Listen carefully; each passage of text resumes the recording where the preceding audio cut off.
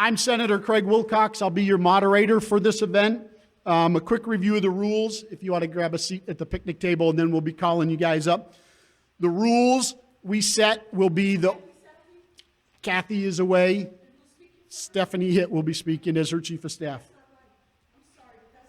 If you, I appreciate you. Peggy? But you're not a candidate. Peggy, if you're going to make the same decision as Matt, you're more than welcome to, but we'll let you have an introduction at a minimum. So the ballot order was chosen as the determination of the route of answering the questions. Because a number of candidates have not going to been here, we're going to go to 2 minutes for answering to each question. There'll be a timer out there in front of you, and I'll remind you when you're getting close to the 2 minutes. Remind you to direct your answers to the audience. That's who you're here to talk to. We'll go through about 7 to 12 questions. And since I have a little bit of leeway on the introductions, we're going to follow the same ballot order. So Casey, if you would like to come up, take 2 minutes to introduce yourself. And during that introduction, request that you highlight your motivation for running for the office.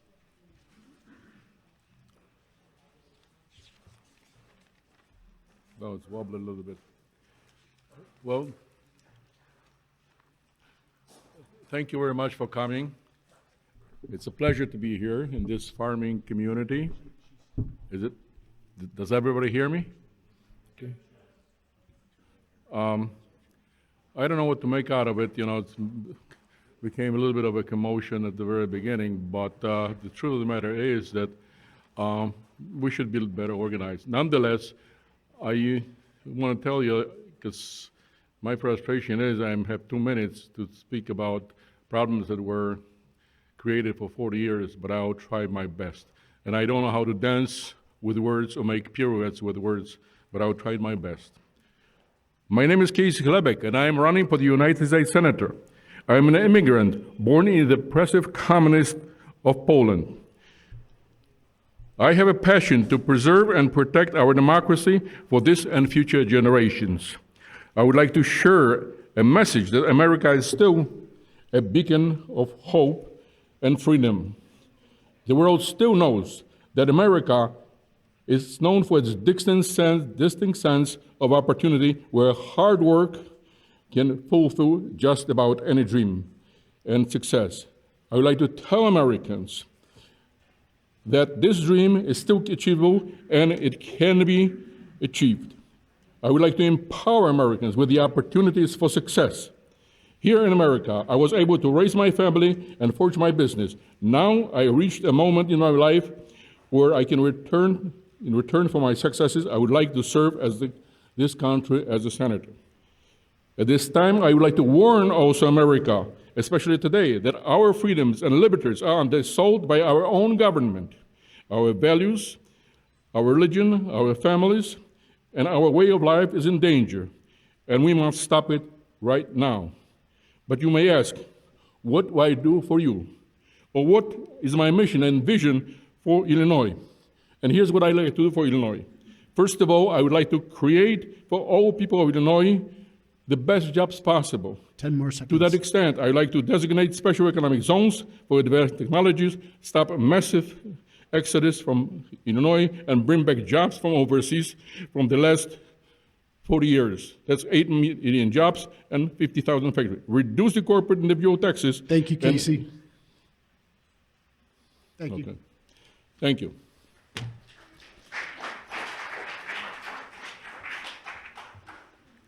Next will be Peggy Hubbard. We're going to give her at least the 2-minute introduction, and if she changes her mind, she'll be with us for the rest.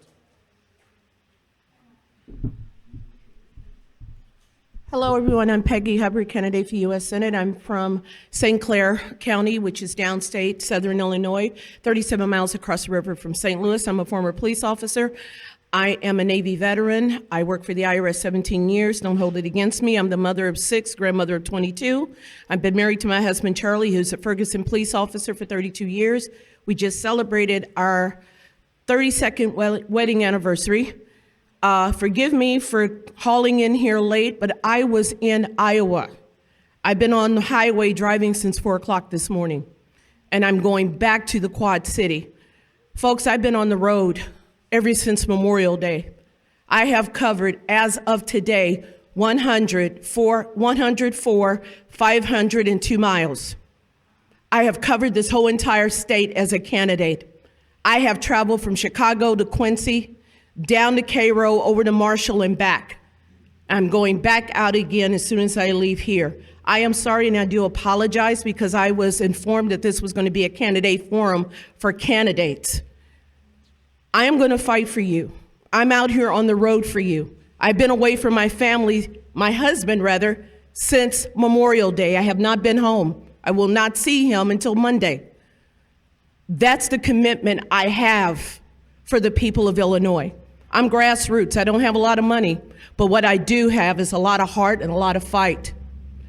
I just received my last poll, national poll, and believe it or not, for someone who's only raised $27,000, who's covered 104,000 miles, I am happy to say that I am #1 in the polls.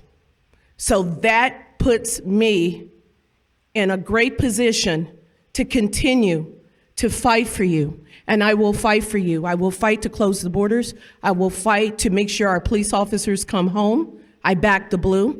I will fight for our veterans. This past weekend, I was on a farm driving a tractor, and it was great.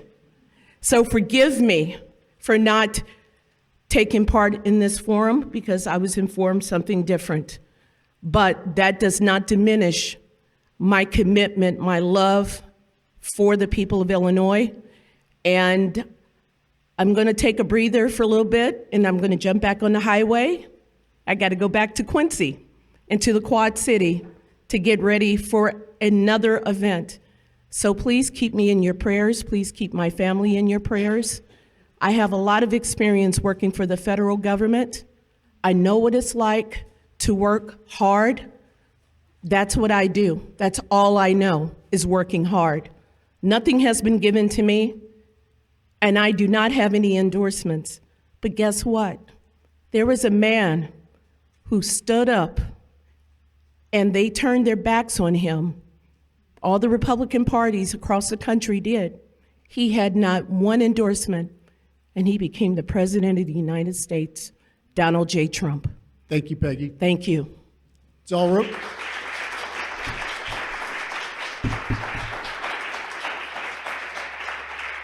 And for candidate Hubbard, we did set this up as a forum. The same questions will be asked, and you'll be talking to the audience rather than a debate structure. So if you choose to stay or come back, we'll welcome you back.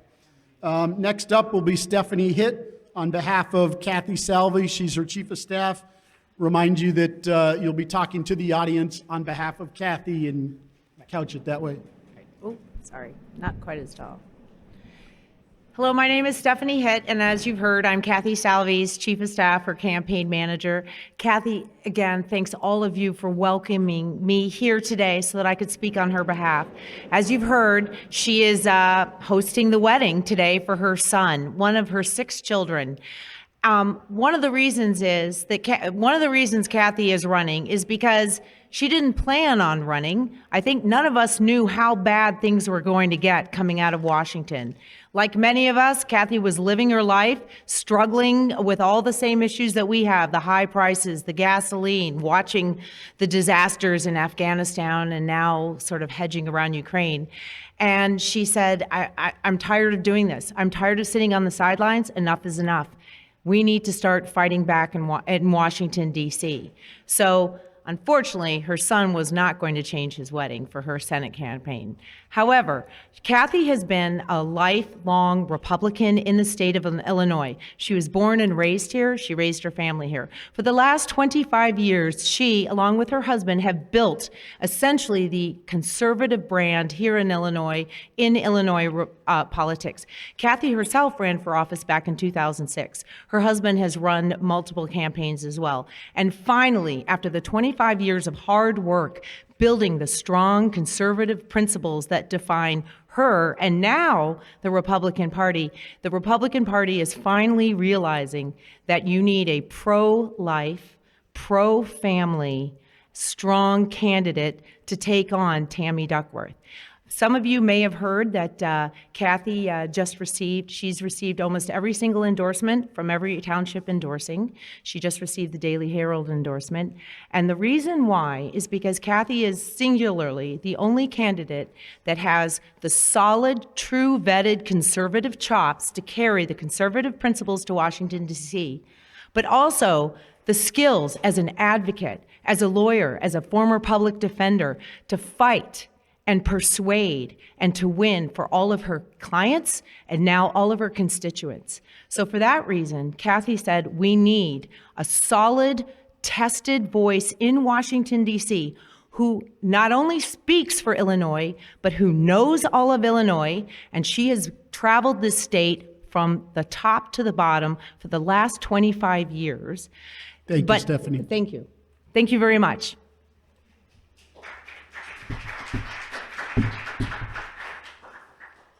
Candidate DeBeal, if you would like your 2-minute introduction.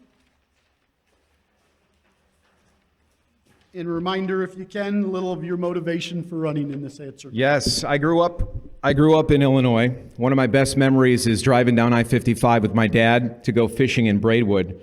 Today I'm a dad and I work in radio. That's our family business. There's one thing that changes when you grow up and you have kids. That's priorities. The country we grew up in was patriotic. The playbook for the American Dream was clear. Go to school, get good grades, meet somebody, raise a family, buy a house. But it hasn't quite worked out that way. Today, criminals are the ones rewarded instead of achievers. Our college graduates are working as baristas while our trades can't find enough qualified workers. Our children are taught critical race theory and early alt-sex ed while being told 2 + 2 = 5. Our government is printing and spending money, resulting in massive inflation. And the internet, which was supposed to liberate people with information, is instead being used to track and silence Americans. The truth is, America has the wrong priorities. It's time to get America back on track again, because we're up against a media that lies to us, schools that teach our kids to hate themselves and our country, and corporations that have gotten so wealthy and powerful they think they're in charge.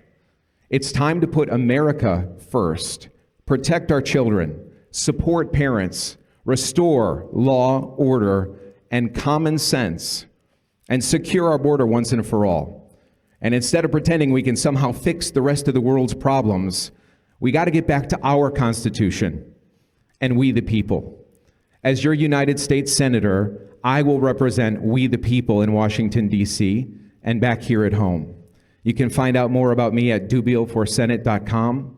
Thank you so much for your patience and your willingness to sit here. And I have no issue with candidates not making events. Candidates can't make all the events.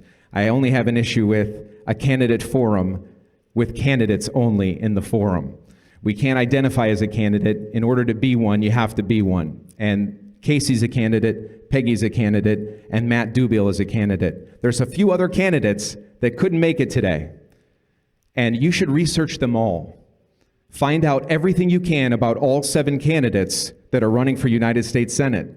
All the other forums we've been at, I put the videos in their entirety at dubielforsenate.com, and I welcome you to watch everything everyone has to say, because then you can make an informed decision. You don't need the McHenry GOP or the Illinois GOP or anybody else to tell you who to vote for. We the people have the power, and you the people have the brains to make the right decisions, and you know when you're being fed something that isn't right. So it's time for us to stand up on that, trust ourselves and trust our instincts, and take America back. That's what I stand for. My name is Matt Dubiel. Thank you so much for your attention and your time today. Thank you, Matt.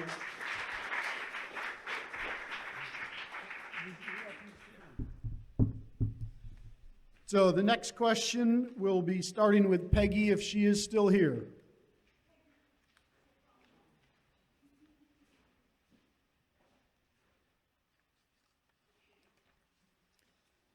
So Peggy, for this question for 2 minutes, it would be, please describe 3 bedrock principles that are most important to you, which will guide every decision you make in public life. 3 bedrock decisions that will be important to my office as senator. The first one is to protect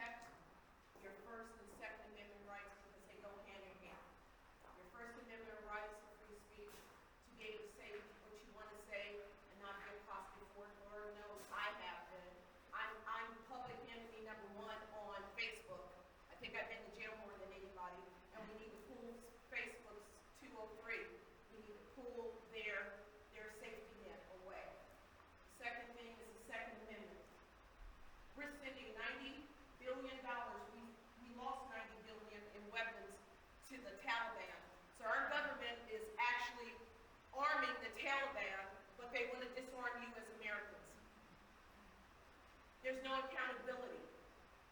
Nobody's being held accountable. So that's those two things go together.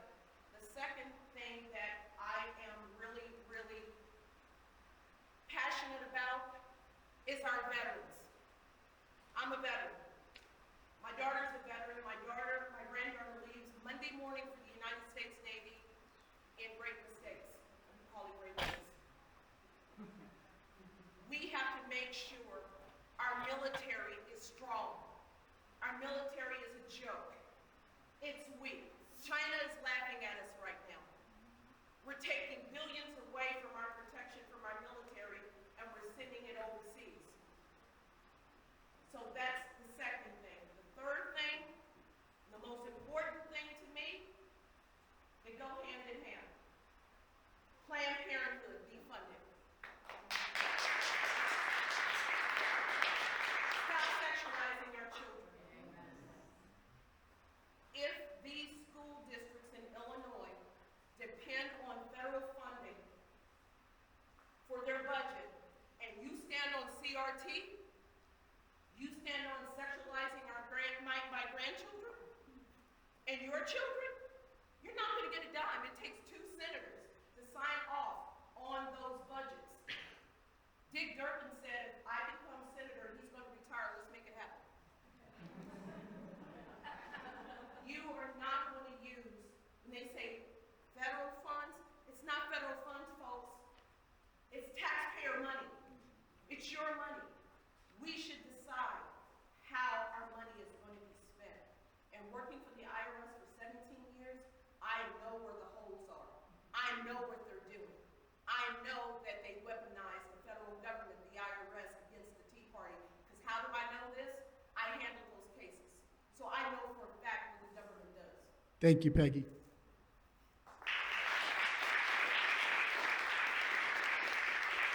Next up will be Stephanie.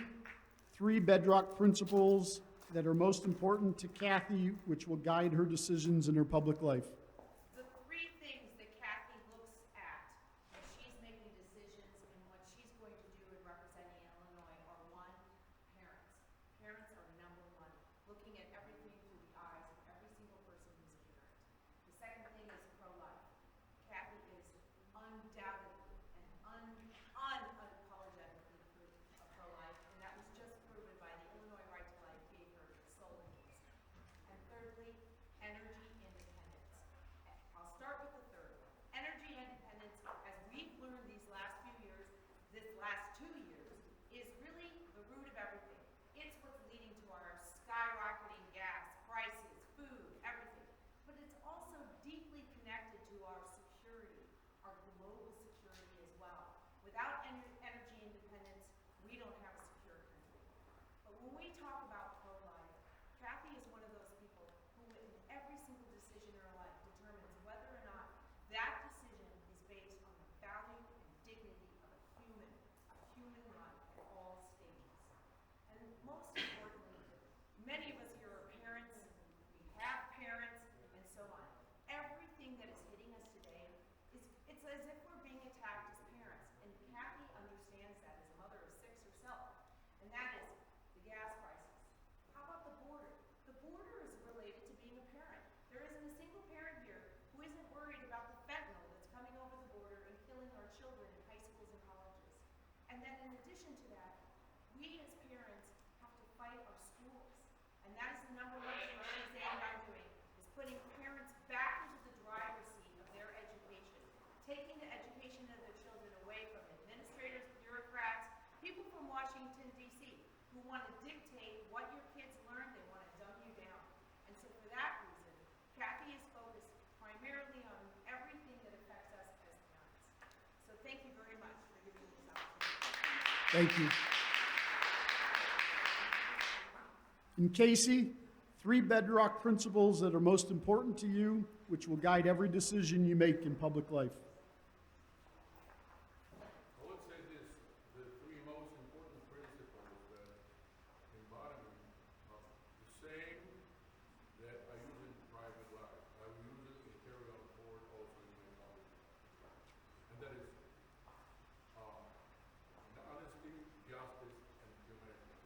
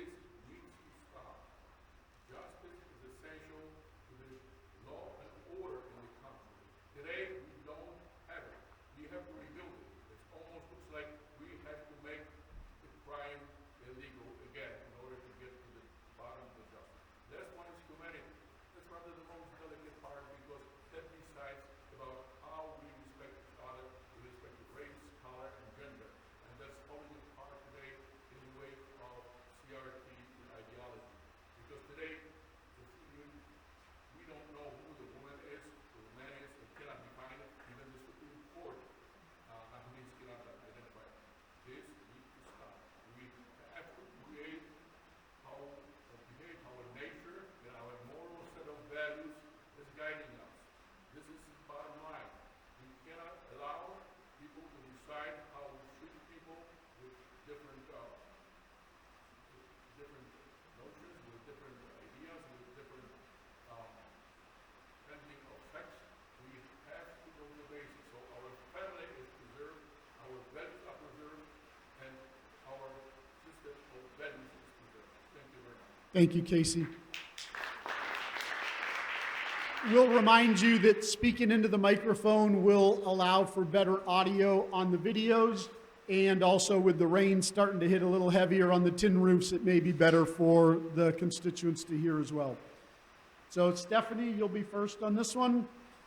The U.S. Constitution states that Congress shall have the power to declare war. The President is the Commander-in-Chief of our country's armed forces, but the last time Congress deliberated and voted to declare war was in 1942 during World War II.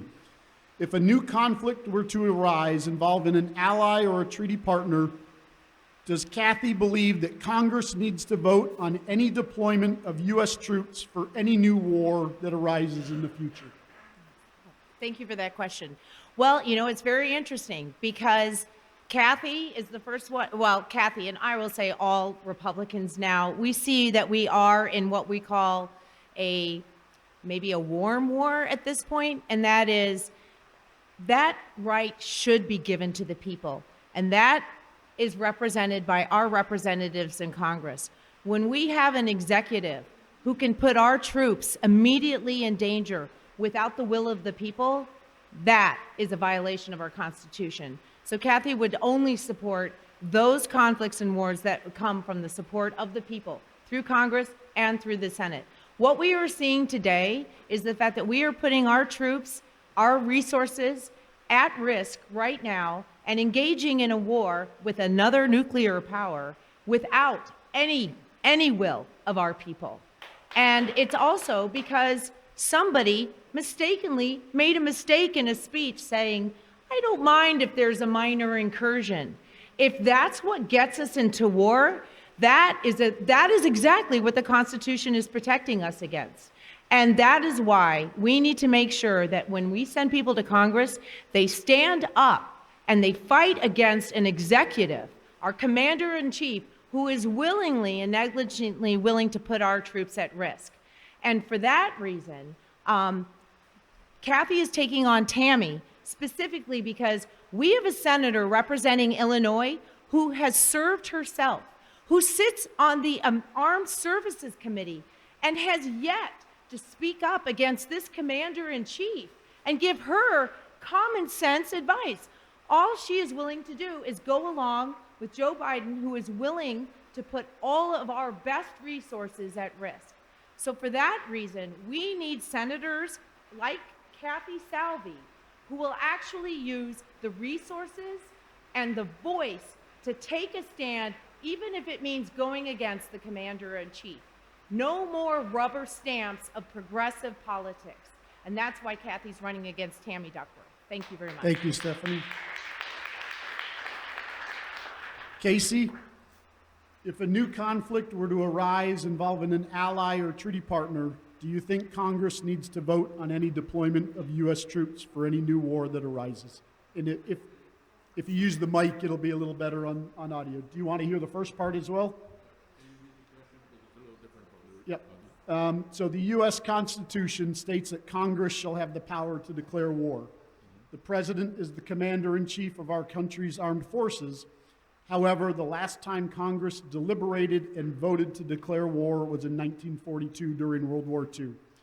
If a new conflict were to arise, do you think Congress needs to vote on any deployment of U.S. troops for any new war that arises in the future? I'll tell you, definitely my answer is yes, Congress should act. Maybe President can invoke the act of war, but it is up to the Congress to decide that we are going into the war in a special situation. Good point is actually today with Ukraine. We have a situation, none of us wants this war, but we are being dragged into it and we don't know where that conflict goes. It may well end up in a nuclear confrontation. Russia is a nuclear country. Let's respect the fact that we are into uncharted waters. Therefore, I think should be in the power of Congress within some period of time when it lapses, when the President said, I'm declaring war, to the time when actually the United States can go into war. Right now, like it or not, we are actually at war, and it's getting a little bit more and more dangerous because we are escalating this conflict by putting more additional arms, arming Ukraine, and that's not something that may lead to a good resolution. Let's make sure in cases like that we use diplomacy to the fullest extent. So it is our job to make sure that Putin is dragged into the negotiating table at all nations of the world. Speaking with the same conviction that when you stop that war, because yes, that war is, no matter how we like it, it's not right. That another country is invading a second one in the 21st century. But it is the fact of life that we are dealing with, and we have to respond to it. Let's do it by the action of Congress, not by sole action of the President. Thank you very much. Thank you, Casey. Is Peggy Hubbard still here? She left. We will go to the next question. So Casey, you'll actually be first on this one.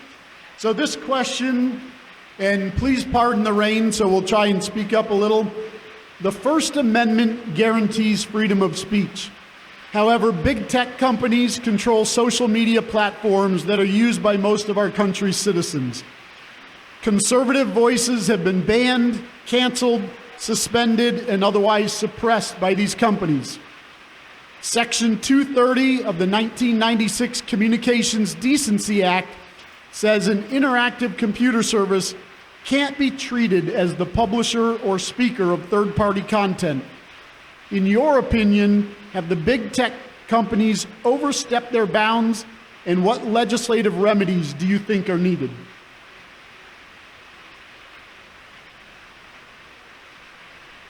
I'll be honest with you. Coming from Poland, where every piece of information was being controlled by the government, it's really totally inappropriate. To me, I'm sorry. This one here? Okay. All right. I'm sorry. I find it totally inappropriate, almost unthinkable, unbelievable that today in 21st century, we are facing a situation where actually the country is providing a diktat for what you should be thinking, how you should be responding. This is not correct. I lived through that system. I know how it works, and where does it lead to? We cannot have corporation and the government give us the direction. We are free people, and it's guaranteed by the Constitution. So we should exercise it as well, as Constitution tells us to do. I think that we should employ every possible in our disposal technique. Section 230 is a good example where we actually can make sure that the companies are not abusing their power. They are totally out of control. We should make sure that they follow it to the fullest extent, because if anybody should be an example, it should be the corporation. How do you exercise your freedoms? We don't have it. Another thing, probably the better way to approach this, we have a good example, what actually Elon Musk did, where we overtake in a bad apples, like it was a case of Twitter. Also, if we created at some point bad apples like Disney World, where they are self-governing body, that's another time where government can step in. And in this case, it was Governor DeSantis who said, you are not giving this status. So this is the way we have to go, and we have to be very forceful, because we are a step away from actually Orwellian world, where Ministry of Truth can dictate, and we have a one-way thinking, one-directional thinking, dictatorial thinking. Let's stop it at its tracks. Thank you very much. Thank you. So Stephanie, in Kathy's opinion, have the big tech companies overstepped their bounds, and what legislative remedies does she think are needed?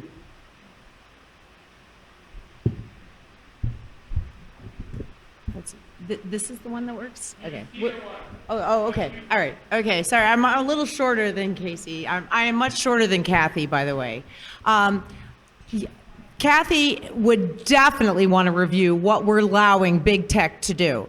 One of the things that big tech got was immunity so that they would have the freedom to not edit and not worry about what's posted on their platforms. So they have this wonderful sense of immunity. And yet, in that framework of immunity, they decided, maybe with the help of the left in this country, that they would go ahead and edit anyway. And that's what we're seeing today, is the canceling, the censoring, and so on. They're performing the exact same activity that they were given pure immunity from so that they wouldn't have to do it. So I think we all, many of us on social media and watching what goes on today know for a fact that they are skirting and playing with immunity that they've been given. So one of the things that we ought to consider, and that Kathy would certainly consider, is reviewing big tech's immunity from liability. If they're going to play editor, then they've got to pay the cost of that. And that would be one of our other things. The other thing that we are seeing today is that censorship is being filtered through the big tech. Big tech is basically doing the work of this government. And one of the things that should disturb everybody, and as a senator, Kathy would address head on immediately, is creation of truth boards like in the Homeland Security and so on. Now, it takes American people to stand up and fight against that, and that's what we're starting to see. But we know that at every possible moment, this administration and the Democrats that are in power will do everything they can to suppress free speech, whether they do it by twisting the arms of big tech or whether they use our Department of Justice and our Department of Homeland Security against the American people. And what we need are senators like Kathy Salvi who will get up there, they will address those head on, and they will make them front and center issues, because without free speech, we're not America. Thank you very much. Thank you. You can go ahead and stay up here. We'll give you a second to think through the question. The 10th Amendment says the powers not delegated to the United States by the Constitution nor prohibited by it to the states are reserved to the states respectively or to the people. To what do you attribute the growth in the size and scope and intrusiveness of the federal government, and what legislation would Kathy propose to limit the size and scope of the federal government? Thank you. I think we all know that the federal government has gotten way too big. And one of the things that Kathy has made, again, as one of the features of her platform, is making sure that the power to make decisions remains as local and to the states as possible. And we're going to be seeing this in action very shortly in June when the SCOTUS comes out with some very important decisions. Kathy's focus will be to make sure that we minimize the federal government and its reach into the states as much as possible. Two key areas will be, one, the Department of Education. That's a perfect example of an issue where the state, that is not enumerated in the Constitution. That means it is clearly up to local people, our states, our local governments, to make those decisions.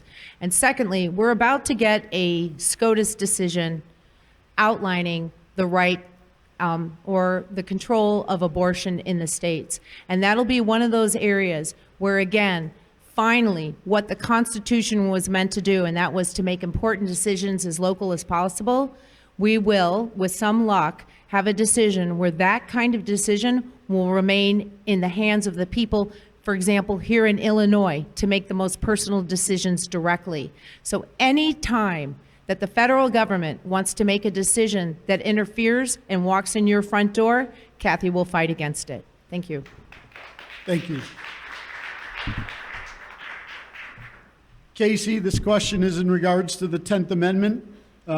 To what do you attribute the growth in the size and scope and intrusiveness of the federal government? And what legislation would you propose to limit the size and scope of the federal government?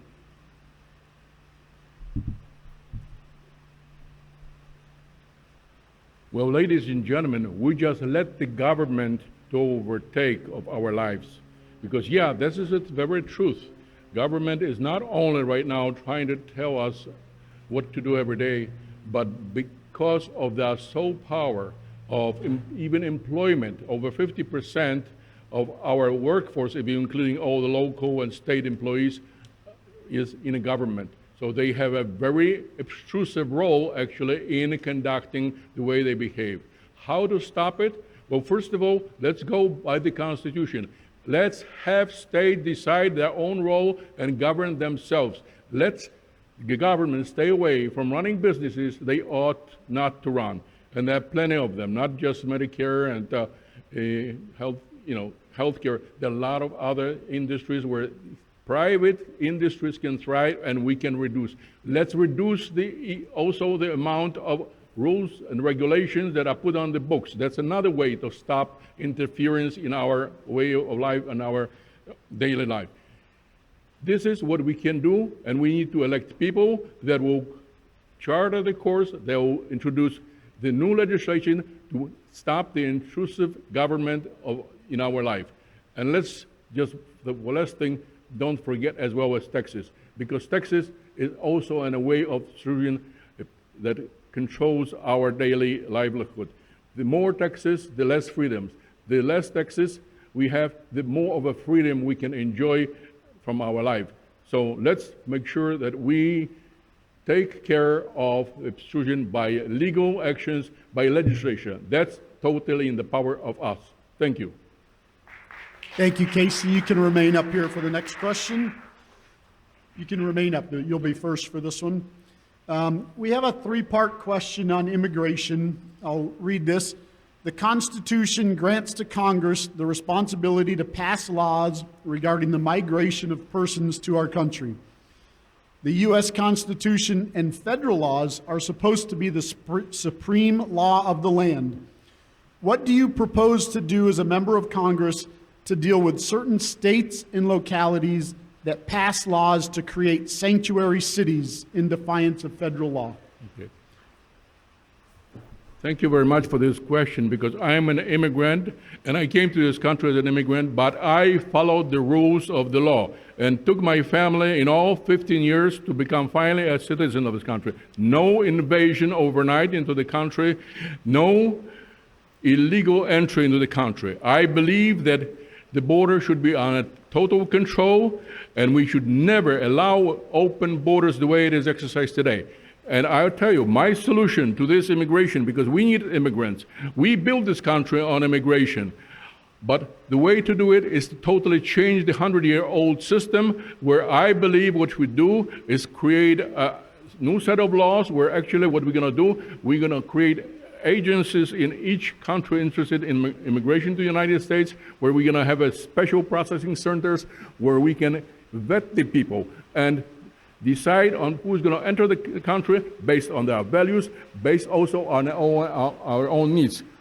What is the profession that we are looking for? We can do it right inside each country. If you cross the border, you show the papers that you are legally entering the country. It is totally, to me, out of control situation where our country is being literally invaded, and we are letting it happen. Actually, with the Biden administration, we are blessing it and accommodating it by flying these people to different cities, by having cities to be sanctuary cities. What is that? Cities should be in the business of actually securing their own people, their own citizens, not citizens of foreign countries, and giving protection. That should be stopped. And we should never allow, by law, even to create sanctuary cities, or people that are part of the sanctuary should be taken into the courts, and we should stop that practice. Thank you. Thank you.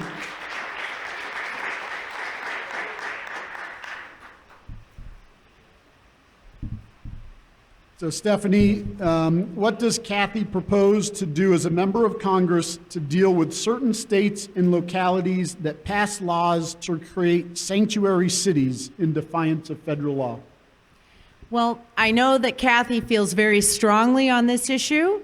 In part, her own family members have worked very closely with the Trump administration and have actually been on the border with Trump in his last administration. So I'm going to say this very, very clearly, and that is, first of all, we wouldn't need sanctuary cities if we built the wall.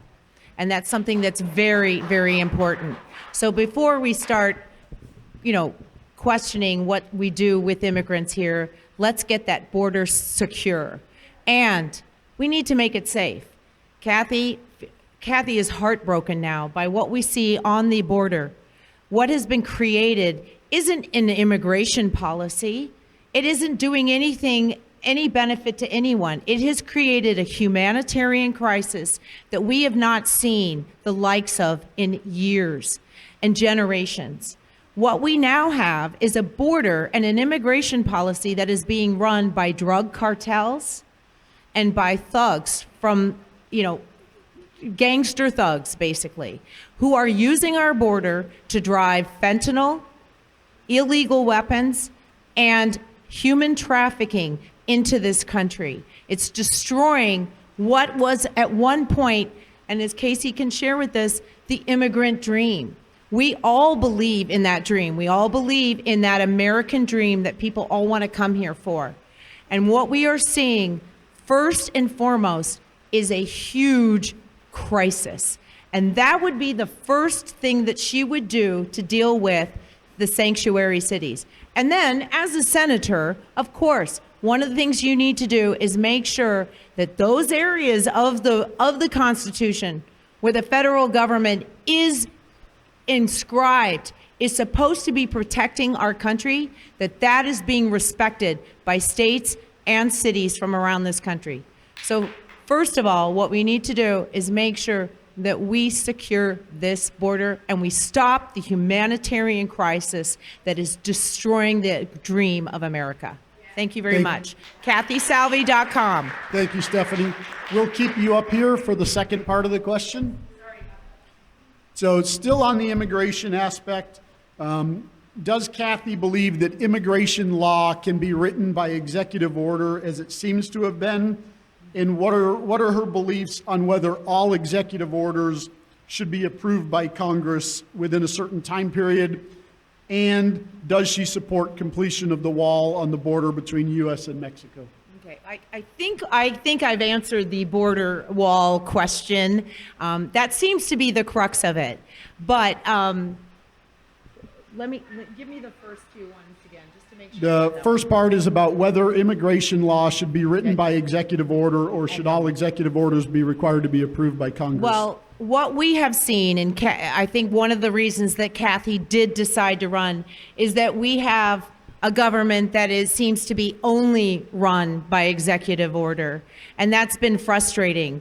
Every single problem that we've been experiencing in the last 2 years could probably be tied directly to Joe Biden's executive orders, all of which, by the way, have been rubber stamped and promoted by Tammy Duckworth, our senator here. It should be an embarrassment for all of us.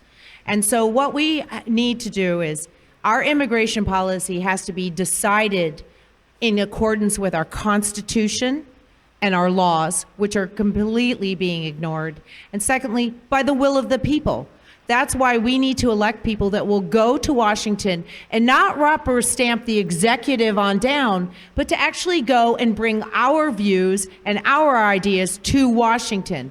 We're not having that happen here in Illinois, and that's why Kathy is running. The other thing is that, yes, we now know executive orders can be dangerous. Not all executives do have some privilege. They get to pardon people and things like that. There's some good things that executives get to do.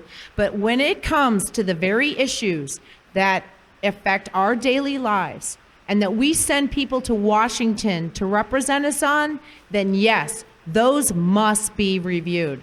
So Kathy is adamant that we send a senator that will actually represent Illinois and will not rubber stamp the executive whims that come out of this kind of administration. Thank you very much.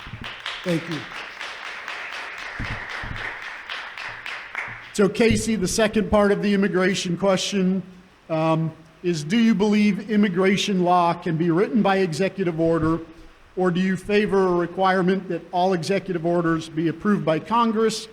And follow up with, do you support the completion of a wall on the border between the U.S. and Mexico? I'll tell you this, it's a very nice privilege for the president to come up with an executive order. But truth of the matter is that we are stuck at least for 4 years or maybe 8 years with that executive order. I believe in the case of immigration or any other executive order, what should be really done is that the order should go through a tenure period in which we have a body of Congress or special commission. It says after a certain time, is it in the public interest, this particular executive order?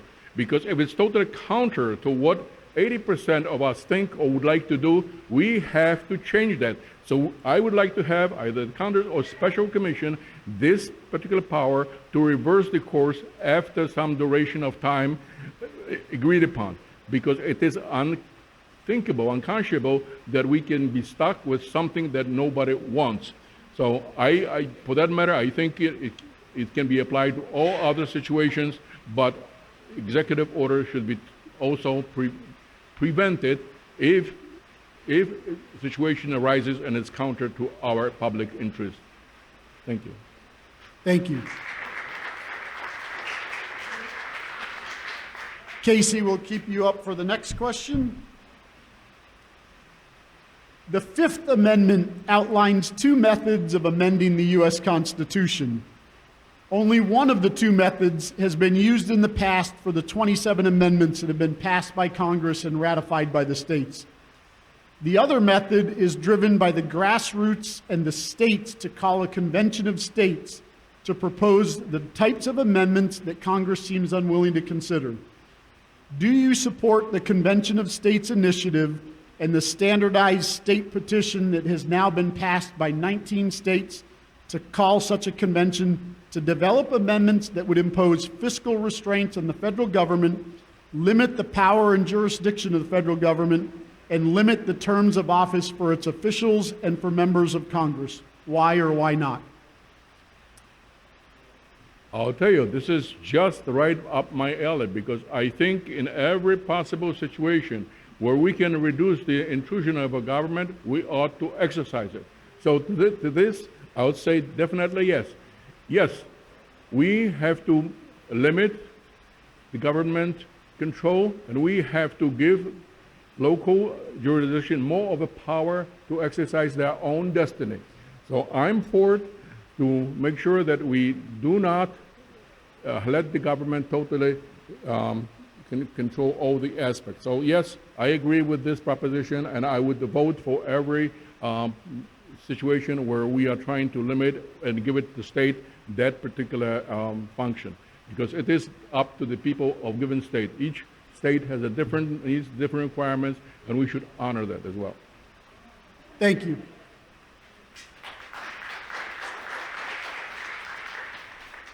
Stephanie, the same question. Does Kathy support the Convention of States initiative and the standardized state petition that it has now been passed by 19 states that limits or provides fiscal restraints on the federal government, limits the power and jurisdiction of the federal government, and limit the terms of office for officials and members of Congress? Yes. Kathy Salvi is an attorney, but she's also an incredibly civic-minded and patriotic American. So she understands, like many of us, like all of us in this room, how sacred and important our Constitution is, and how important it is that we preserve it as it is and make it as hard as possible to change it at the whims of anyone who just happens to be passing through Washington on their way to power. And so for that reason, that Kathy would support the harder, longer, more arduous petition alternative to altering our Constitution. One of the things that we realized, and this Constitution was sacred about protecting, was the power and control of Congress to rule basically as itself. What we've seen is Washington is no longer a representative government of our republic with people in Washington bringing the ideas and thoughts of their people. Instead, it has become a swamp, and they are dictating what we need to believe from their position. So Kathy would wholeheartedly support all measures that limit the power and extent of the federal government and its ability to change the sacredness of our Constitution. Thank you. So you'll remain for this question. Section 3 of Article 4 of the Constitution says that new states may be admitted by the Congress into this union. Does Kathy support adding Puerto Rico as the 51st state or altering the Constitution to allow for Washington, D.C. to become a state? Why or why not? I think I will just repeat that Kathy strongly and clearly protects our Constitution. One of the things that has been very clear is that we know the motive for adding new states, and that's exactly what the Constitution was meant to protect. And that is, our Constitution is basically that document which enshrines the full participation of 50 republics. And that's what our states are. And we have currently an administration and an opposing party that believes that we are just a majority-ruled democracy.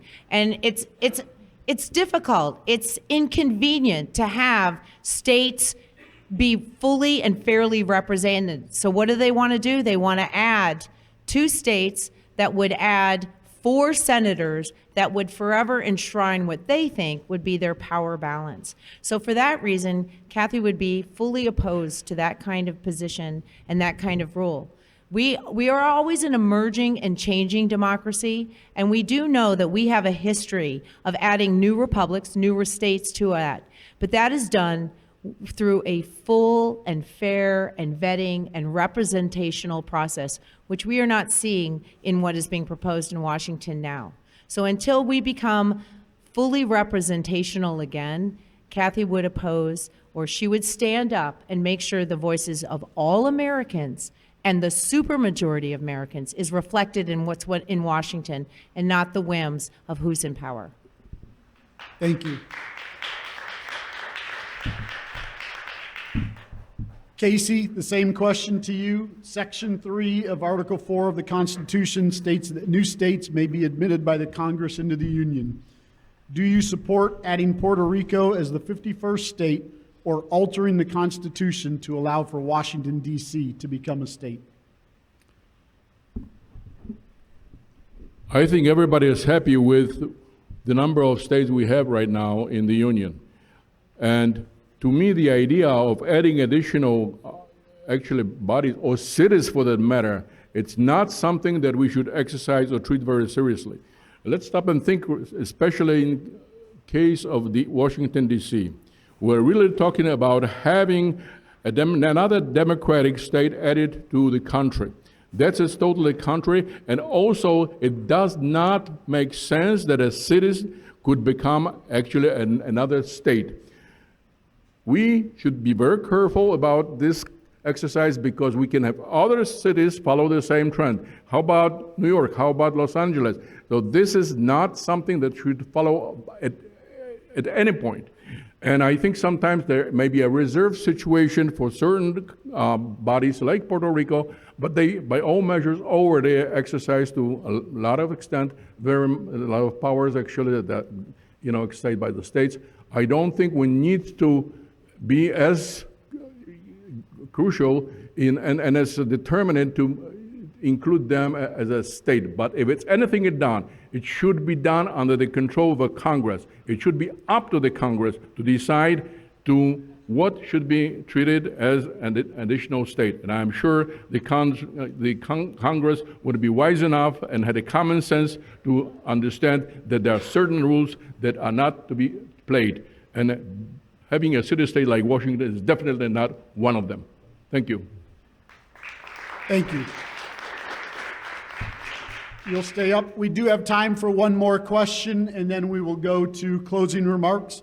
So for this question, the federal government's on-book or cash basis debt, which excludes the present value obligation for benefits that have already been promised, now exceeds over $30 trillion.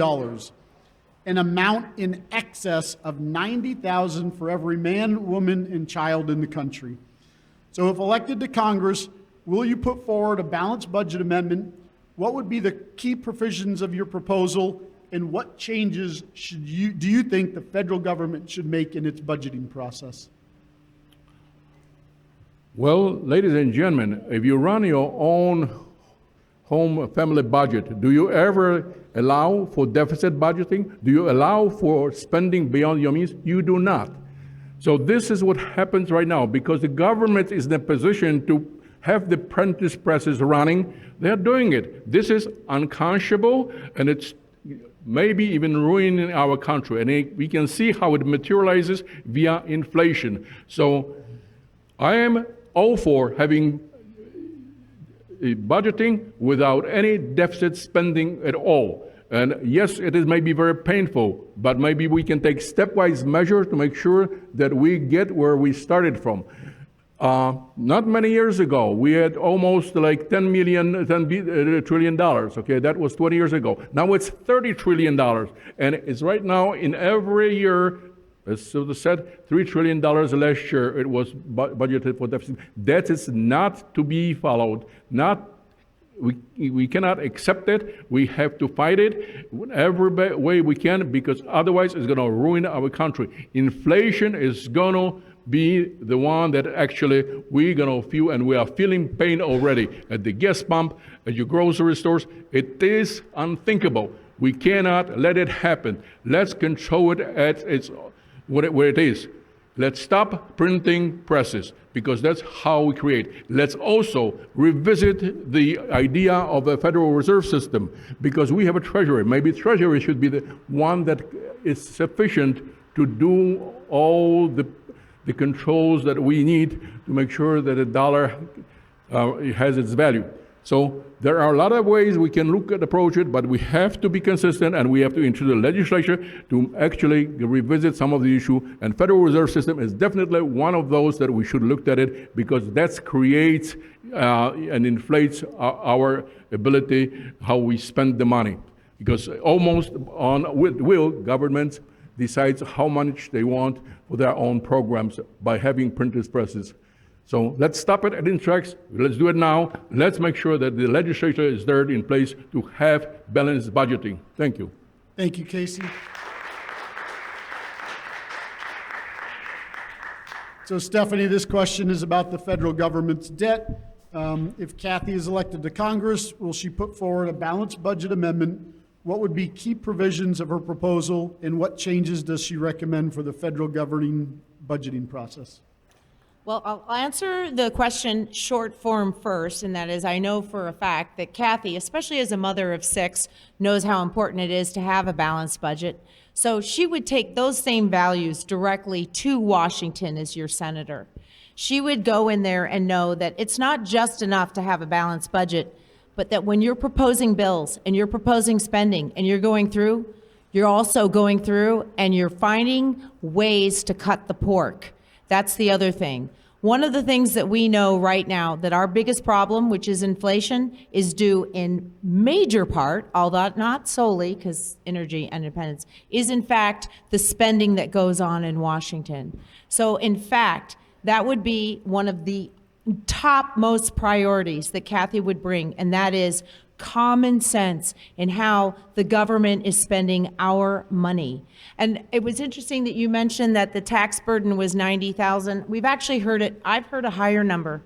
We're all right now carrying, I think, closer to $140,000 tax burden. That means we have to pay that off for what the government is supposedly paying for us.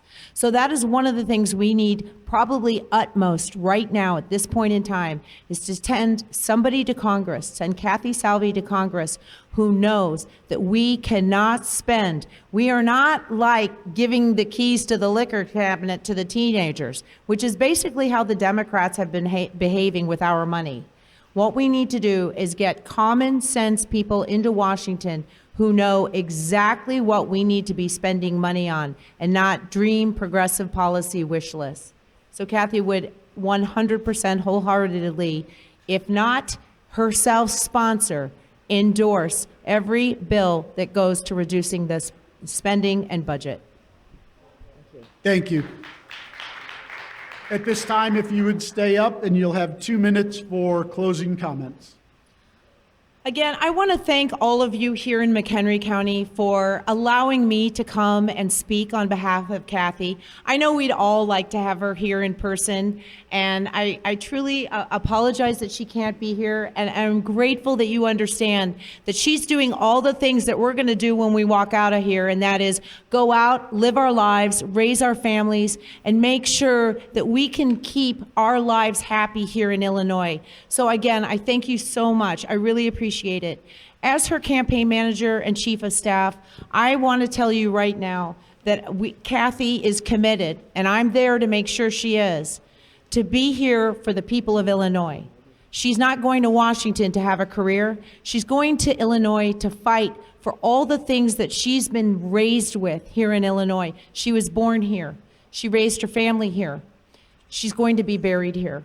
This is her home. This is where she has spent and fought her entire adult life to improving not just the Republican brand, but the conservative values and principles that define Illinois and the salt of the earth and everything that is important to Illinois. And that's been lost. We don't have that in Illinois. We do not have somebody that represents Illinois fairly there. We have two people that do whatever Joe Biden tells them to do, and they're happy to do it. And Kathy has been up and down into every single corner of this state. And that's what we need, is an Illinois senator who not only knows Illinois, but believes in Illinois and will go to the grave for Illinois. So I thank you so much. It has been my greatest pleasure to get to know everybody else on this campaign trail. And I ask for your support for Kathy Salvi. Go to kathysalvi.com. I'll be around to answer questions. And I thank you again, McHenry County. You're next door to Kathy's home county, Lake County. And I hope you get out and you see her and you go up and you introduce yourself, because she is excited to be here. And she's been on this trail and she'll be back. Just give her a couple of days to get over the wedding. I really appreciate it. And I thank you from the bottom of my heart for accepting me and allowing me to speak on behalf of one of my closest best friends. Thank you. Thank you.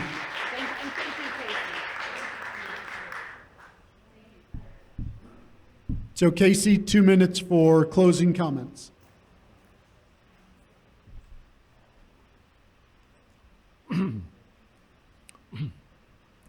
As you're probably watching carefully, you can see that our country is falling apart, not just structurally, but also socially.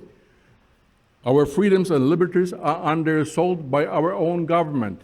If you recall, a couple of weeks ago, our DHS chief, Mayorkas, decided to create a Disinformation Governance Board that literally stands for Ministry of Truth from George Orwell Animal Farm.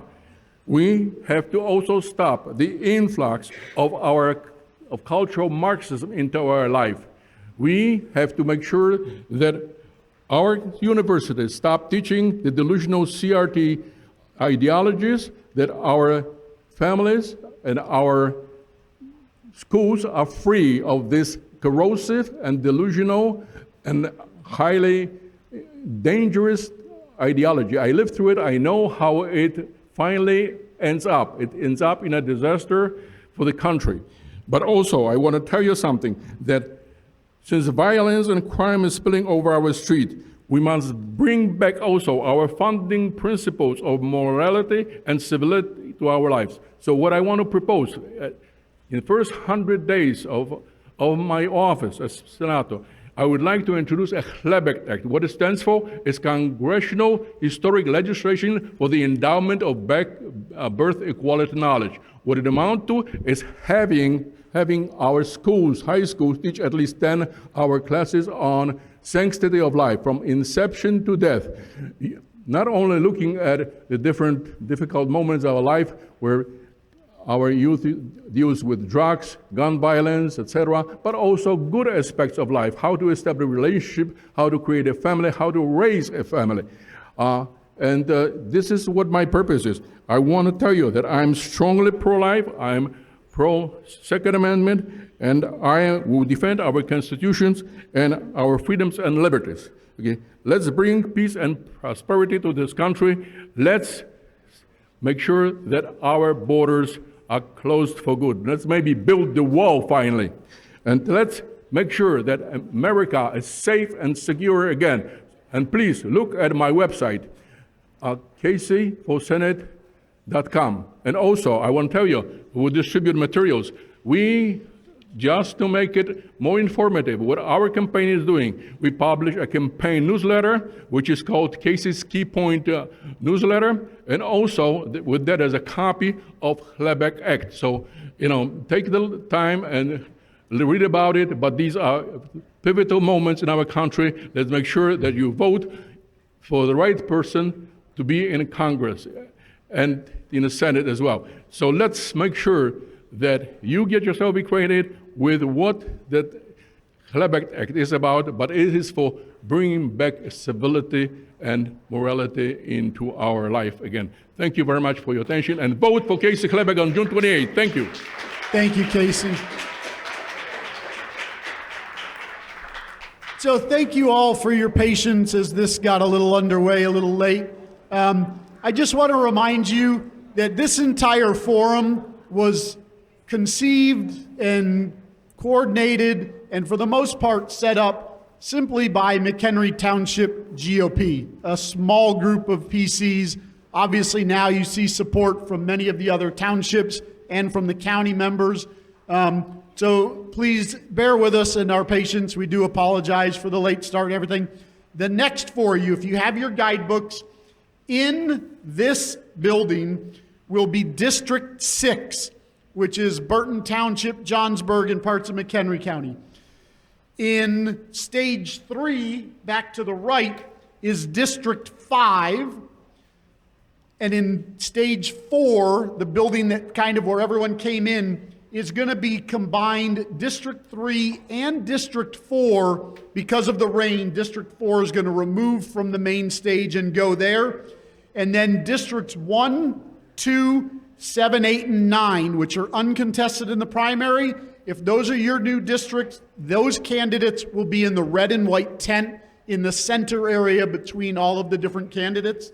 And that will start hopefully around 11:55. So thank you for attending today.